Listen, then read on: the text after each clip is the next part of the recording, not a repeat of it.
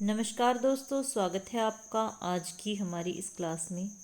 तो आज हम पढ़ेंगे रस के अंग और ये क्लास एचटेट 2024 टीजीटी और पीजीटी हिंदी दोनों के लिए बहुत ही महत्वपूर्ण होने वाली है। सारी क्लास को पूरे ध्यान से सुनना और समझना है, ठीक है।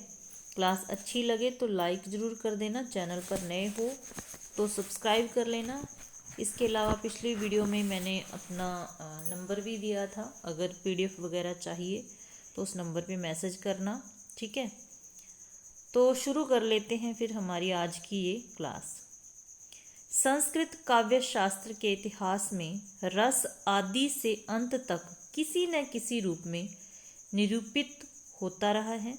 आद्याचार्य भरत ने रस विषयक प्राय सभी सामग्री साक्षात रूप से अथवा प्रकारांतर से प्रस्तुत की है। किसने? भरत ने, भरत मुनि ने, ठीक है।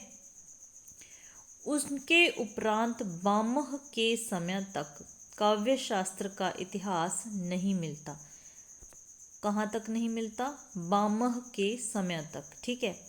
बामह, दंडी, उद्वट, ये नाम याद रखने।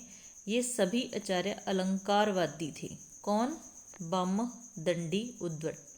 फिर भी उन्होंने रस को समुचित स्थान दिया। यही स्थिति रीतिवादी बामन, जो बामन थे, आचार्य बामन थे, वो रीतिवादी थे। फिर ध्वनि सिद्धांत के प्रवर्तक आनंदवर्धन थे, ये भी प्रश्न बनते हैं। और ब्रकोक्ति सिद्धांत किसने दिया था? कुंतक ने, ठीक है। ये भी चीज़ें याद रखनी है। उसके बाद इसी बीच भरत के प्रख्यात सूत्र की बहुविध व्याख्या हुई। व्याख्याकारों में से अभिनव गुप्त का नाम उल्लेख है।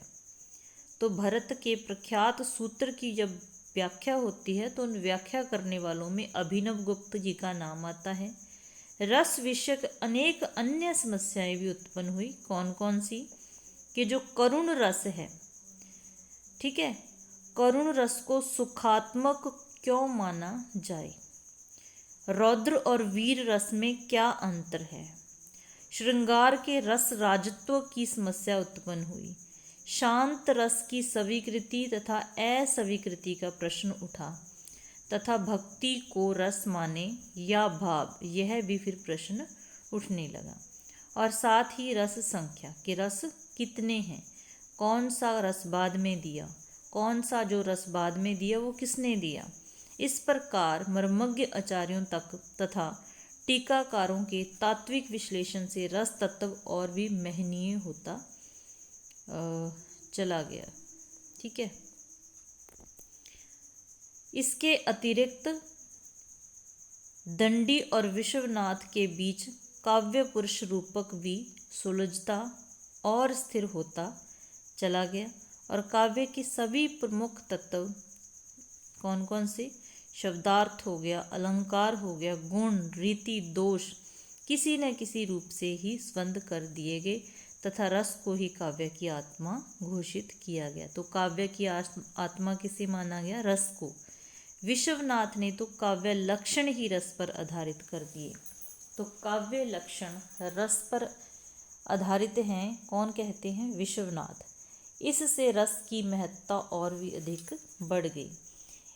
इस तथा अगले अध्यायों में रस से संबंधित प्रमुख विषयों और समस्याओं पर प्रकाश डाला जा रहा है। मतलब आगे हम क्या पढ़ रहे हैं? रस के अंग, ठीक है। जो जो चीज़ें यहाँ जहाँ इम्पोर्टेंट हैं वहाँ हमने पढ़ लेनी है। रस के अंग प्रश्न, आज का हमारा टॉपिक क्या है? रस के अंग क्या है, रस में क्या क्या शामिल होता है, कैसे कैसे उसकी उत्पत्ति होती है, ठीक है। रस निष्पत्ति के संबंध में भरत का प्रख्यात सिद्धांत कथन। तो उनका जो प्रख्यात सिद्धांत है वो क्या है? विभावानुभाव संचारी संयोगाद रस निष्पत्ति। तो ये याद रखना है। सीधा सीधा ये भी पूछा जाता है कि ये सिद्धांत किसका है? विभावानुभाव व्यभिचारी संयोगाद रस निष्पत्ति। तो ये भरत मुनि का है, ठीक है। अर्थात इसका अर्थ क्या है? कि विभाव, अनुभाव, व्यभिचारी भाव के संयोग से रस की निष्पत्ति या अभिव्यक्ति होती है, ठीक है। मतलब के विभाव, अनुभाव, ये सब मिलके किसकी उत्पत्ति करते हैं या अभिव्यक्ति करते हैं? रस की। इस कथन का तात्पर्य है कि सहृदयों का स्थायी भाव जब विभाव, अनुभाव, संचारी भाव का संयोग प्राप्त करता है तो रस रूप में निष्पन्न या अभिव्यक्त होता है। कि हर किसी के हृदय में कुछ स्थायी भाव होते हैं। जब उन स्थायी भावों का संयोग किससे होता है? विभाव से, अनुभाव से, संचारी भाव से, तो रस की निष्पत्ति होती है। ठीक है, तो रस की निष्पत्ति होती है। इन चारों को रस के अंग कहा गया है, स्थायी भाव, विभाव, अनुभाव और संचारी भाव। अब आपको पता चल गया कि रस के अंग कौन कौन से मांगने जाते हैं? स्थायी भाव, विभाव, अनुभाव और संचारी भाव। ठीक है, सबसे पहले देखते हैं स्थायी भाव क्या होता है। किसी के भी हृदय में जो मनोविकार वासना रूप से सदा विद्यमान रहते हैं, जो मनोविकार वासना रूप से सदा विद्यमान रहते हैं, या मान लीजिए हर किसी के अंदर सामाजिक प्राणी है, मनुष्य है, तो उसमें क्या होते हैं? मनुष्य नहीं, ये पशु पक्षी जानवर सब में होते हैं, कुछ भाव निहित होते हैं। क्योंकि पशु भी खुश भी होते हैं, रोते भी हैं, दुखी भी होते हैं। ठीक है, तो हम पढ़ रहे हैं रस। तो रस का जो स्थायी भाव है वो हर किसी के अंदर होता है। ठीक है,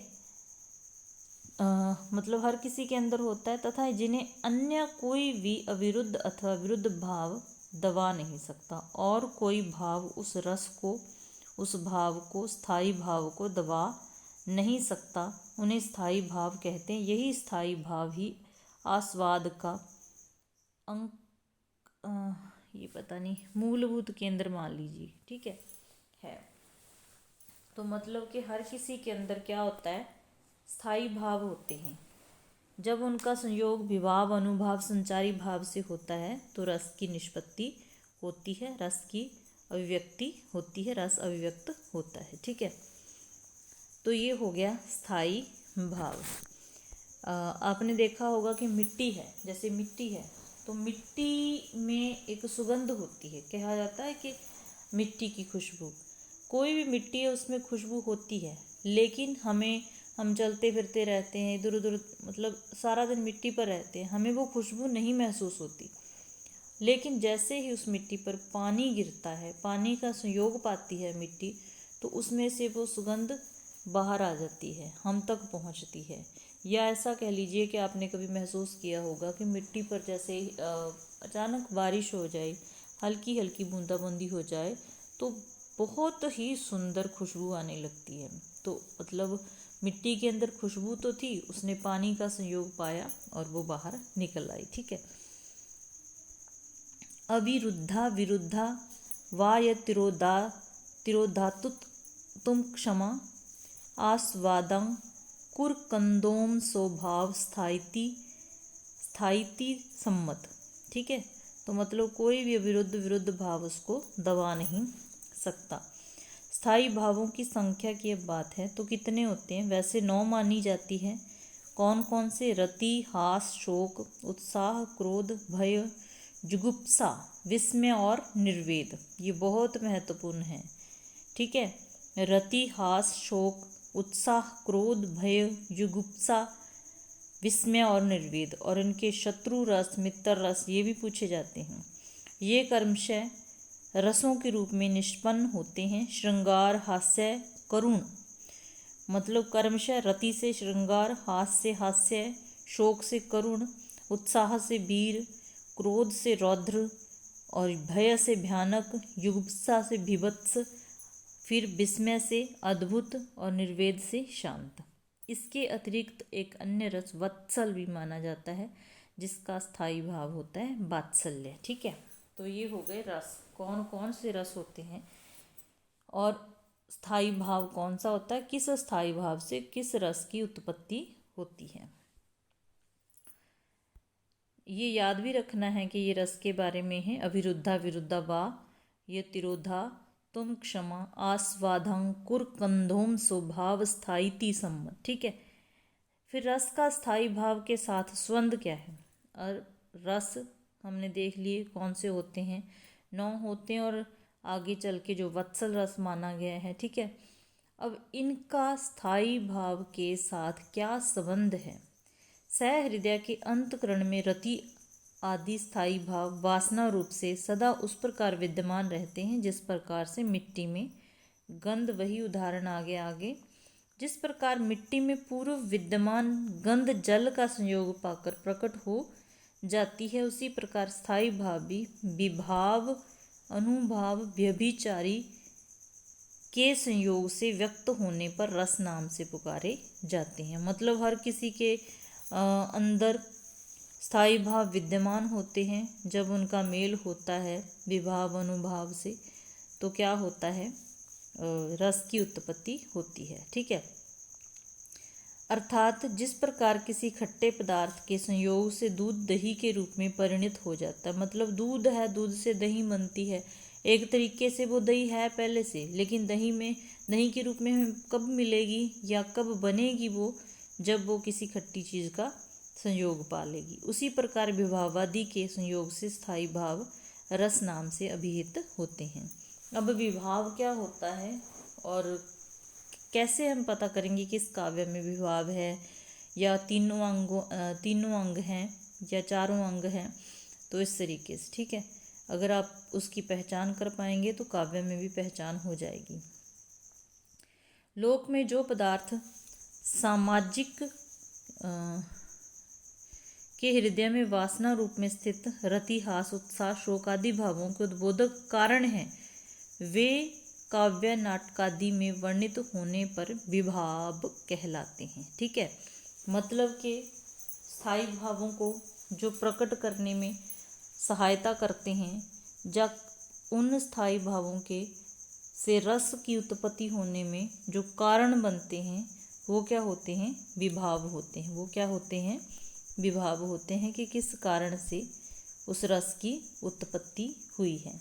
या आप कह सकते हैं कि भावों के कारण वक्ता या श्रोता के हृदय में स्थायी भावों को जागृत करने वाले जो कारण होते हैं वो क्या होते हैं, विभाव। विभाव क्या होते हैं, कोई वक्ता या श्रोता है, उसके अंदर स्थायी भाव है, ठीक है, उन स्थायी भावों को जागृत करने वाले जो कारण होते हैं ना, वो क्या होते हैं, विभाव होते हैं। किन कारणों से किसी के अंदर स्थायी भाव जागृत हुआ, ठीक है। अगर हम करुण रस की बात करें, कई बार क्या होता है कि हम कोई इमोशनल स्टोरी सुनते हैं या देखते हैं तो हम इमोशनल हो जाते हैं, तो इसका मतलब जो हमने देखा वो कारण बन गया हमारे अंदर जो करुण रस था उसे बाहर अभिव्यक्त होने में, ठीक है। विभाव का अर्थ है कारण, ये भी याद रखना है। ये रस को व्यक्त करने के कारण है। विभाव के आगे दो भेद होते हैं, एक आलंबन विभाव और एक उद्दीपन विभाव।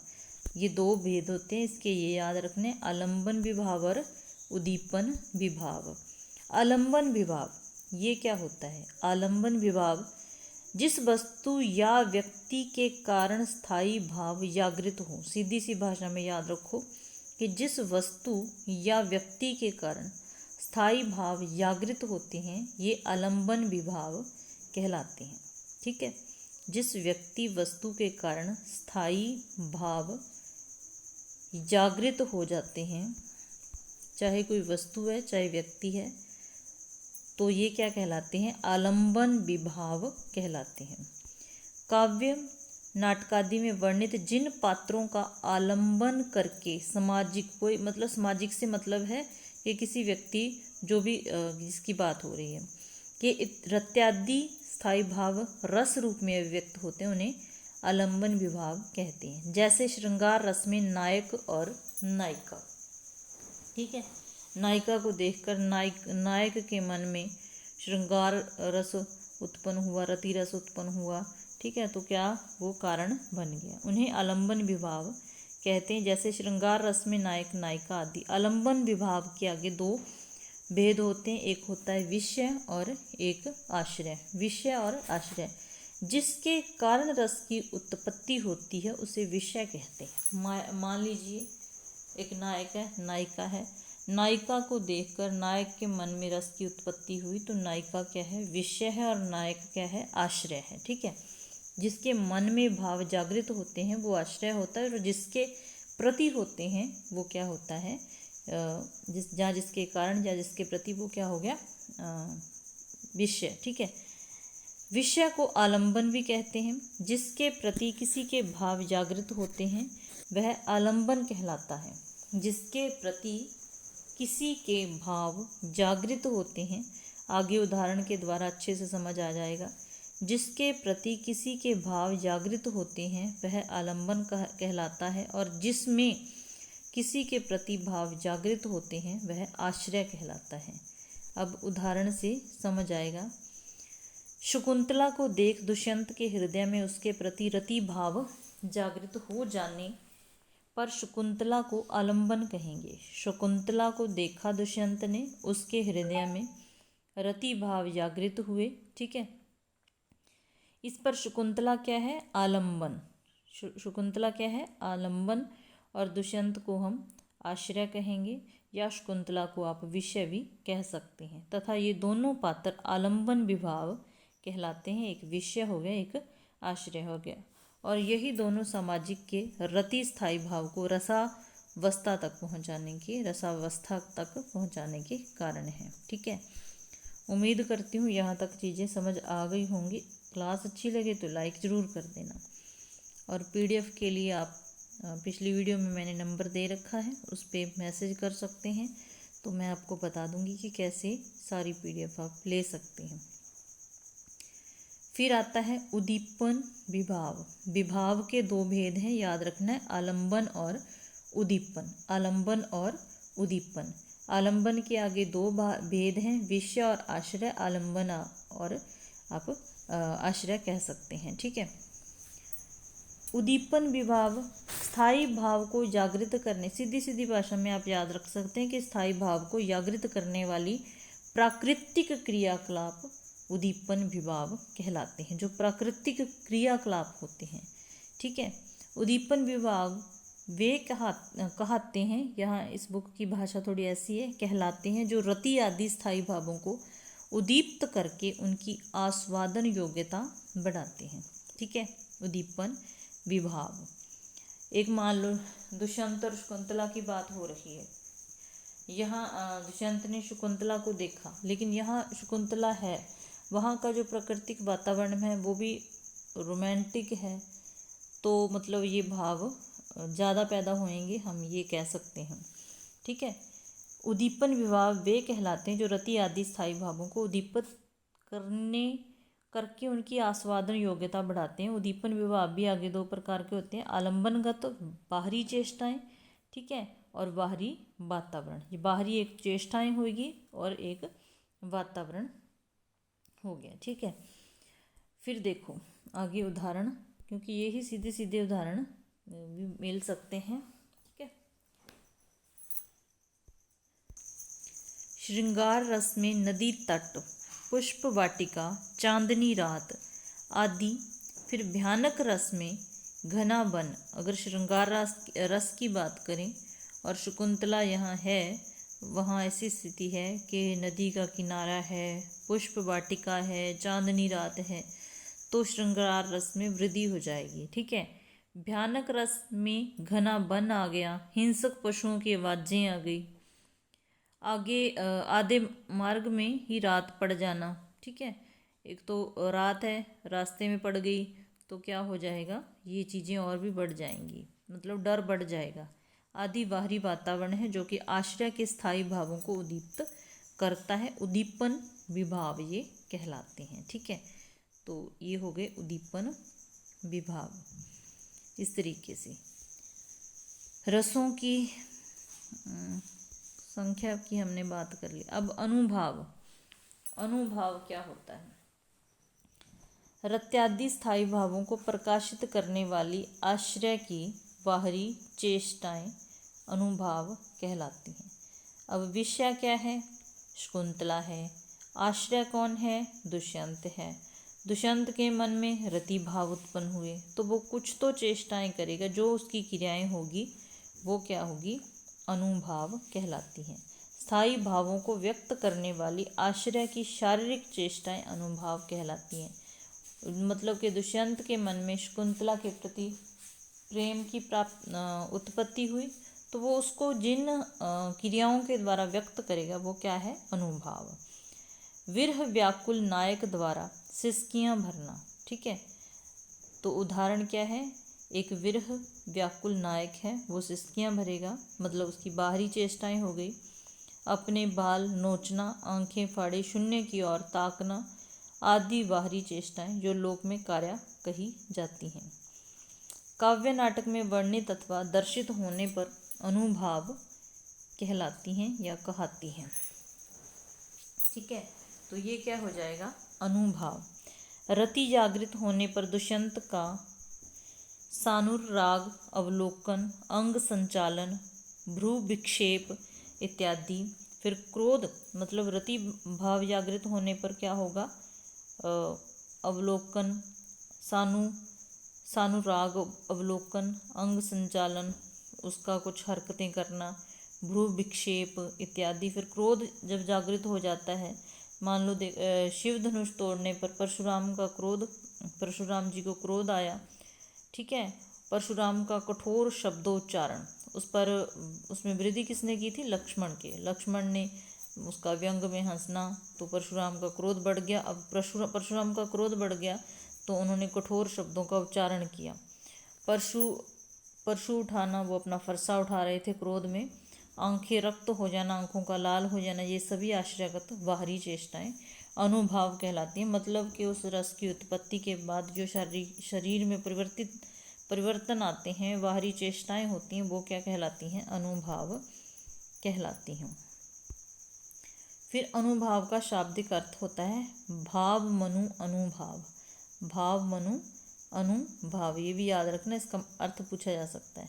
अर्थात जो रत्यादि स्थायी भावों के बाद उत्पन्न होते हैं, अथवा अनुभाव्यन्ति इति अनुभाव, अनुभाव्यन्ति इति अनुभाव, अर्थात जो उत्पन्न रत्यादि स्थायी भावों का अनुभव कराते हैं कि हाँ अब उसमें ये रस उत्पन्न हो गए, ये भाव उत्पन्न हो गए। कैसे पता चलता है, किसी दूसरे को कैसे पता चलता है, कि वो जो उसकी क्रियाकलाप होता है, उसकी हरकतें होती हैं, उससे पता चलता है कि हाँ ये अनुभाव है। ठीक है, वो क्या कहलाती हैं, क्रिया, जो हरकतें होती हैं अनुभाव कहलाती हैं। स्पष्ट है कि उक्त चेष्टाएं दुष्यंत अथवा परशुराम में कर्मशः रति और क्रोध स्थायी भावों के उद्बुद्ध होने के बाद उत्पन्न हुई, अथवा इन्हीं चेष्टाओं से हम अनुभव कर पाते हैं कि दोनों आश्रम में क्रमशः रति और क्रोध जागृत हो गए, अतः ये अनुभाव कहलाती हैं। ठीक है, उम्मीद है अनुभाव भी आपको समझ आ गया। स्थायी भाव जो पहले से विद्यमान होते हैं, ठीक है, विभाव वो कारण होते हैं जो स्थायी भाव को जागृत करते हैं। अनुभाव वो होते हैं जो स्थायी भाव जागृत होने के बाद जो क्रियाएं होती हैं, चेष्टाएं होती हैं। ठीक है, अनुभाव के 4 रूप माने जाते हैं, ये बहुत इम्पोर्टेंट है। आंगिक हो गया, वाचिक हो गया, आहार्य हो गया और सात्विक हो गया। इनको आप ऐसे याद रख सकते हैं कि आंगिक मतलब आप इसको कायिक भी बोल सकते हैं, आश्रय की जो शारीरिक चेष्टाएं, ठीक है, आश्रय की शारीरिक चेष्टाएं अनुभाव जिससे व्यक्त होते हैं, वो शारीरिक क्रियाएं, कायिक अनुभाव उसको आप बोल सकते हैं, आंगिक अनुभाव भी उसको बोल सकते हैं, जो शरीर संबंधी चेष्टाएं होती हैं।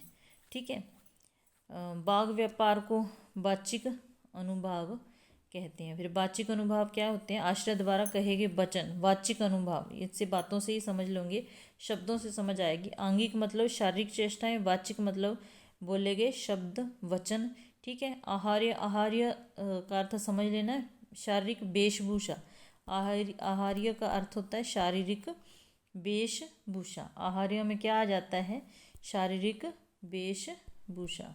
ठीक है, आहार्य में शारीरिक वेशभूषा आ जाएगी। और सात्विक, स्थायी भावों के जागृत होने के बाद स्वाभाविक शारीरिक चेष्टाएं सात्विक अनुभाव कहलाती हैं। अनुभाव को 4 भागों में बांट दिया, कायिक या आंगिक, फिर वाचिक, फिर आहार्य में वेशभूषा आ गया, फिर सात्विक जो शारीरिक चेष्टाएं होती हैं। ठीक है, वेशभूषा, अलंकरण, साज सज्जा आदि आहार्य में आ जाता है। सत्व के योग से उत्पन्न कायिक चेष्टाएं सात्विक अनुभाव कहलाती हैं। इन्हें सात्विक भाव भी कहते हैं। ठीक है, इसमें रजोगुण और तपोगुण से अस्पष्ट मन को ऐसे मन में उत्पन्न विकारों से स्वतः प्रादुर्भूत कायिक प्रतिक्रिया को सात्विक अनुभाव कहते हैं। ये 8 माने जाते हैं। अब ये याद रखने हैं, ये जरूर याद रखने हैं। स्थायी भाव कौन कौन से हैं? स्थायी भाव नहीं, सात्विक। ठीक है, कौन कौन से हैं? स्तंभ। पहला कौन सा? स्तंभ, अंगों का जड़वत हो जाना। मतलब स्तंभ, यहाँ पे स्तंभ लिख रखा है, मतलब अंग एक जगह अकड़ नहीं जाते, जैसे अंगों का जड़वत हो जाना। राम को रूप निहारती जानकी, कंकन के नग की परछाई, जाते सब सुधि भूल गई, कर टेकी रही पल टारत नाही। तो मतलब एक टक होके देखना, अंगों का जड़वत हो जाना, जड़ हो जाना। उसके बाद आता है स्वेद। स्वेद का क्या अर्थ होता है? पसीना। स्वेद का मतलब पसीना होता है, तो पसीना छूटना। ठीक है, पसीना छूटना। रोमांच, रोमांच में क्या आ जाता है? शरीर का पुलकित होना, रोंगटे खड़े होना। ठीक है, रोमांच में शरीर का पुलकित होना। ये पूछा जाता है कि इनमें से कौन सा सात्विक भाव अनुभाव नहीं है। तो स्तंभ हो गया, स्वेद हो गया, रोमांच हो गया। स्वरभंग, स्वरभंग, स्वरभंग का मतलब आवेग के कारण बोल ना पाना। कई बार हम हमारी मतलब बोलती बंद हो जाती, चुप हो जाते हैं, तो वो स्वरभंग। बेपथु, बेपथु अर्थात शरीर में कंपी उठ जाना। कई बार ऐसा मतलब कोई भी भाव जागृत होने से ऐसी स्थिति आ जाती है कि शरीर एकदम कांपने से लगता है, तो वो बेपथु। वैवर्ण्य, वैवर्ण्य का हो जाएगा। ठीक है, वैवर्ण्य मतलब चेहरे का रंग उड़ जाना। वैवर्ण्य, चेहरे का रंग उड़ जाना। तो याद रखना है। स्तंभ क्या हो गया? अंगों का जड़वत होना। ठीक है, मतलब एक टक देखना। स्वेद, पसीने छूटने। रोमांचित, शरीर का पुलकित होना, रोंगटे खड़े हो जाना। स्वरभंग, बिल्कुल चुप हो जाना, बोल ना पाना कुछ। बेपथ होता है शरीर में कंपी उठनी। विवरण होता है, वैवर्ण्य होता है चेहरे का रंग उड़ना। अश्रु, आंसू बहने लगते हैं। ठीक है, खुशी में चाहे शोक में। फिर प्रलय, प्रलय मूर्छित हो जाता है आदमी। तो ये सारे याद रखने हैं। ठीक है, अनुभाव के उक्त चारों रूपों में से प्रथम 3 अनुभाव यत्नज, ये पता नहीं, समझ नहीं आ रहा, यदत न ज है, कहते हैं, क्योंकि नाटक में इनके निर्वहन में आश्रय को चेष्टा करनी पड़ती है और काव्य में ये शब्दों द्वारा व्यक्त किए जाते हैं। तो ये याद रखना है, क्योंकि ये डीप पूछा जा सकता है कि यत्नज कौन से अनुभाव होते हैं? 4 में से पहले 3, उसमें से मतलब सात्विक नहीं होता, क्योंकि और काव्य में हाँ सात्विक अनुभाव अयत्नज है। ये भी याद रखने में से कौन सा अयत्नज है? तो सात्विक, क्योंकि आश्रय को इनके लिए कोई चेष्टा नहीं करनी पड़ती। ये सारी चीज़ें स्वतः होती हैं। अंगों का जकड़ना भी स्वतः हो जाता है, पसीना भी स्वतः छूट जाए, कोई चेष्टा नहीं करनी पड़ती। बोलती बंद होना, रोंगटे खड़े होना, कंपी छूटना, ये सारी क्रियाएं अपने आप होती हैं। तो ये क्या है? अयतन, यतन से नहीं करनी पड़ती, मतलब बिना यतन के। ठीक है, एक जतंज क्रियाएं हैं, यत्न करना पड़ता है, प्रयत्न करना पड़ता है।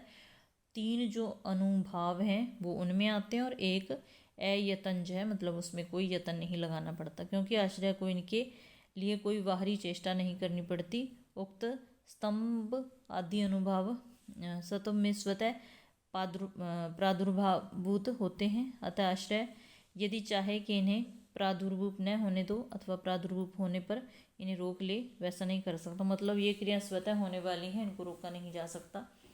ठीक है, नींद आ रही है, रात हो गई, 9:45 हो गए। उसके बाद रह गया हमारा, क्लास लंबी हो गई, संचारी भाव। व्यवचारी भाव या संचारी भाव, ये कौन से होते हैं? ऐसे भाव जो कुछ समय के लिए प्रदर्शित होते हैं और फिर तुरंत लुप्त हो जाते हैं। अस्थिर मनोविकारों अथवा चित्तवृत्तियों को संचारी भाव कहते हैं। अस्थिर मनोविकारों और चित्तवृत्तियों को संचारी भाव कहते हैं। ये विकार आश्रय और आलंबन के मन में उन्मग्न और निर्मग्न होते रहते हैं, मतलब आते जाते रहते हैं। जो आने जाने वाले भाव कौन से होते हैं? संचारी होते हैं। संचारी शब्द का अर्थ है साथ साथ चलना तथा संचरणशील होना। संचारी भाव आते जाते रहते हैं। संचारी भाव स्थायी भावों के सहकारी कारण हैं। स्थायी भावों के ये कारण हैं, उन्हें रसावस्था तक ले चलते हैं, पर स्वयं बीच में जल तरंगवत आविर्भूत तथा तिरोभूत होते रहते हैं। मतलब क्या है कि स्थायी भाव संचारी भाव होते हैं, स्थायी भावों को उत्पन्न होने के कारण भी बनते हैं, लेकिन ये आते जाते रहते हैं, अपने आप आ भी जाते हैं और चले भी जाते हैं। कौन से भाव? संचारी भाव। संचारी भाव मनोविकार हैं, ये शरीर के धर्म नहीं है। यद्यपि मनोविकारों की संख्या नियत नहीं की जा सकती, तदपि सुविधा के लिए संचारी भावों की संख्या 33 निर्धारित की गई है। अब इनमें ये सारे हैं: निर्वेद, ग्लानि, शंका, असूया, मद, श्रम, आलस्य, दीनता, चिंता, मोह, स्मृति, धृति, व्रीड़ा, चापल्य, हर्ष, आवेग, जड़ता, गर्भ, विषाद। मतलब ये 33 हैं, किंतु संचारी भावों की यह 33 संख्या कम से कम संख्या की ही गोतक है। संचारी भाव तो अंततः हो सकते हैं, मतलब बहुत हो सकते हैं। स्वयं इन 33 संचारी भावों के पारस्परिक मिश्रण से ही यह संख्या सहस्त्रों तक पहुंच सकती है। संचारी भाव को व्यभिचार भाव भी कहते हैं, क्योंकि प्रत्येक भाव कई स्थायी भावों के साथ अभिमुख होकर उनका सहायक बनकर चलता है। कोई भी संचारी भाव किसी भी स्थायी भाव के साथ नियत रूप से नहीं चलता। संचारी भाव और स्थायी भाव में परस्पर अंतर यह है कि स्थायी भाव हृदय में स्थायी रूप से जागृत होते हैं तथा वे किसी विरुद्ध या अविरुद्ध भाव से दबते नहीं हैं। स्थायी भाव दबते नहीं हैं, रस निष्पत्ति पर्यंत स्थिर बने रहते हैं, किंतु संचारी भाव अंत तक स्थिर नहीं रहते, उद्बुद्ध होते और मिटते रहते हैं। ठीक है। जब स्थायी भाव अशक्त विभावों से उत्पन्न हो तो वो संचारी भाव कहलाते हैं। जैसे कामायनी में संघर्ष, सर्ग में मनु और प्रजा के बीच होने वाले युद्ध की विवाहवादी सामग्री उत्साह को प्रकट करने में अशक्त हैं, क्योंकि मनु अथवा प्रजा का एक दूसरे को विनिष्ट करने का लक्ष्य धर्म रक्षा, राष्ट्र रक्षा आदि जैसा महान नहीं है, परंतु प्रत्युत प्रतिहिंसा है। ठीक है, तो ये देख लेने। फिर रस का विभावादी के साथ द्वंद्व क्या है? तो लौकिक, कारण, कार्य, सहकारी, ये एक बार पढ़ लेना। इसमें से मतलब मेन क्या आएगा?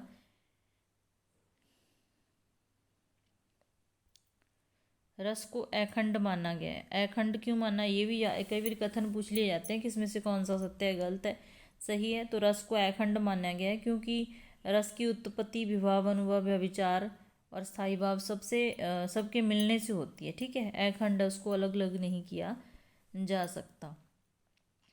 फिर आगे कुछ उदाहरण दे रखे हैं, ये आपने खुद से एक बार पढ़ लेने हैं। तीनों साधनों की विद्यमानता कहाँ है? प्रीतम, दृग, मिहचत, प्रिया, पनी, परस, सुख पाई, जानी पिछाणी, अनजान, लो नेकुन होती जनाई। तो ये विहारी की पंक्तियाँ हैं। इसमें कौन कौन से अंग है रस के? फिर विभाव और अनुभाव की विद्यमानता यहाँ है। एक पल मेरी प्रिया के दृग पलक, ये पंत की पंक्तियाँ हैं। ठीक है, इसमें उद्दीपन विभाव की विद्यमानता है। केवल अनुभाव किसमें है? बहुनु, त्रासती, मुँह नटती। तो ये एक बार थोड़ा देख लेना। तो मैंने अपनी पूरी कोशिश की है कि रस को आप मुझे सुन लें और एक बार पढ़ लें और रस से आप आने वाला प्रश्न कर देंगे। क्लास अच्छी लगे तो लाइक कर देना, चैनल पर नए हो तो सब्सक्राइब कर लेना। मिलते हैं फिर ऐसी ही नेक्स्ट क्लास में। क्लास देखने के लिए धन्यवाद।